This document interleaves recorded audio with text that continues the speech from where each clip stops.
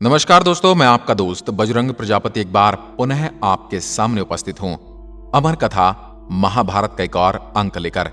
आपने ये तो देखा ही होगा, ये तो सुना ही होगा कि रामायण काल के कई सारे योद्धाओं ने महाभारत काल में भी भाग लिया था। महाभारत काल में भी उनके होने की चर्चाएं हैं और महाभारत युद्ध में भी कई योद्धाओं ने हिस्सा लिया था।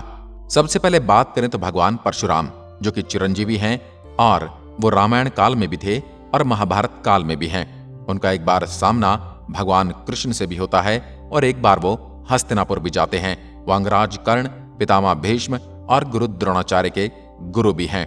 दूसरे योद्धा हैं जामवंत। जामवंत का महाभारत काल में भी वर्णन मिलता है। महाभारत काल में जामवंत का भगवान कृष्ण से युद्ध का वर्णन मिलता है, जिसमें उन्होंने भगवान कृष्ण के साथ घोर युद्ध किया था और उसके बाद उन्होंने जब युद्ध में हारते हुए देख स्वयं को तो भगवान श्री राम से सहायता मांगी थी और तब भगवान कृष्ण ही उनके सामने भगवान राम के रूप में प्रकट हुए थे। इस प्रकार जामवंत भी महाभारत काल में मौजूद थे। अब बात करते हैं भगवान हनुमान की। हनुमान जी रामायण काल में भी थे और उन्होंने रावण को युद्ध में हराने के लिए एक अहम भूमिका निभाई थी और इसी प्रकार उन्होंने रामायण से अलग हटकर महाभारत युद्ध में भी एक अहम भूमिका निभाई थी। महाभारत युद्ध में उन्होंने भीम का और अर्जुन का घमंड भी तोड़ा था और साथ ही साथ वे पूरे युद्ध में अर्जुन के रथ पर ध्वजा के साथ विद्यमान रहे थे। किंतु आज के इस वीडियो में हम आपको बताने वाले हैं महाभारत में मौजूद एक ऐसे राम भक्त के बारे में जो न सिर्फ महाभारत काल में मौजूद थे बल्कि उन्होंने रामायण में भी प्रभु श्री राम का साथ दिया था। तो चलिए दोस्तों जानते हैं कौन है वो जो रामायण काल से लेकर महाभारत काल तक मौजूद रहा और प्रभु श्री राम का अनन्य भक्त भी रहा। उनका नाम है विभीषण। जी हाँ दोस्तों, दशानन रावण का भाई विभीषण ही है जिनका वर्णन महाभारत काल में भी मिलता है।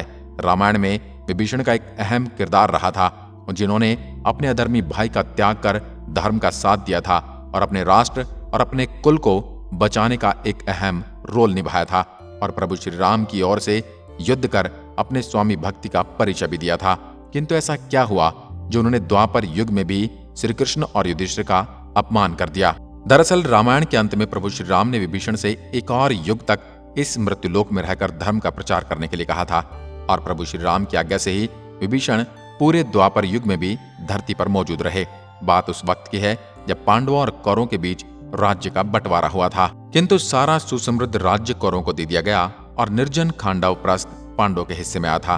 लेकिन पांडवों ने श्री कृष्ण के साथ मय दानव की सहायता से उस निर्जन खांडव प्रस्थ का सौंदर्यकरण कर दिया था और विशाल राज्य का निर्माण किया और इंद्रप्रस्थ की स्थापना कर अपनी राजधानी घोषित की, जिसके पश्चात युधिष्ठिर ने इंद्रप्रस्थ में राजसूय यज्ञ करने का निर्णय लिया था। इस राजसूय यज्ञ में दुनिया भर के राजा महाराजाओं को आमंत्रित किया गया था और उनके साथ ही लंका के राजा विभीषण को भी आमंत्रित किया गया। जब विभीषण वहां पहुंचे तो उन्होंने सभी राजा महाराजाओं को सम्राट युधिष्ठिर को झुककर प्रणाम करते हुए देखा, लेकिन उन्होंने युधिष्ठिर के सामने झुकने से मना कर दिया। और जब सभी राजाओं ने विभीषण से इसका कारण पूछा तब विभीषण ने कहा कि उनके आराध्य प्रभु श्री राम हैं और विभीषण अपने जीवन में अंतिम बार श्री राम के सामने झुके थे। उसके उपरांत पूरे संसार में उन्हें श्री राम के बराबर कोई नहीं दिखा।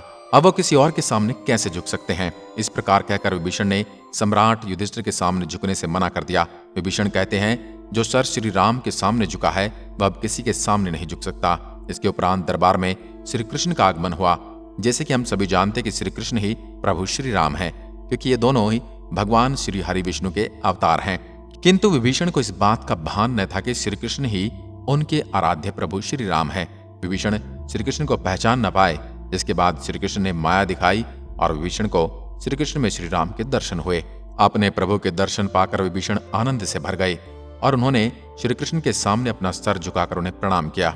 विभीषण ने श्री कृष्ण के चरणों का स्पर्श कर उनसे आशीर्वाद मांगा और उनकी स्तुति की। दरबार में मौजूद सभी लोग यह देखकर दंग रह गए कि विभीषण जैसा ज्ञानी और इतना बुजुर्ग इंसान कृष्ण के पैर कैसे छू सकता है। कृष्ण ने विभीषण का अभिवादन स्वीकार किया और फिर श्री कृष्ण ने युधिष्ठिर के पास जाकर युधिष्ठिर को नमन करते हुए कहा, जो व्यक्ति धर्म का पालन करता है वह श्री राम के बराबर है। श्री कृष्ण की बात सुनकर विभीषण को इस बात का एहसास हुआ कि श्री कृष्ण उन्हें यह सीख देना चाहते हैं कि जो व्यक्ति धर्म का पालन करता है वह वंदनीय होता है और ऐसे धर्म का पालन करने वाले, धर्म की रक्षा करने वाले इंसान के सामने स्वयं ईश्वर भी झोंकते हैं। विभीषण ने इसे अपने प्रभु का आदेश माना और युधिष्ठिर जैसे धर्मराज के सामने सर झुकाकर उन्हें प्रणाम किया। इस प्रकार श्री कृष्ण ने विभीषण का अभिमान तोड़ा। आज के इस वीडियो में बस इतना ही। आशा करते हैं आपको आज का वीडियो पसंद आया होगा। अगर वीडियो पसंद आया है तो वीडियो को लाइक जरूर करें और साथ ही साथ अपने दोस्तों के साथ शेयर करें। एक बार फिर मिलता हूं एक और ऐसी ही रोचक वीडियो के साथ। तब तक के लिए नमस्कार। जय हिंद, जय भारत।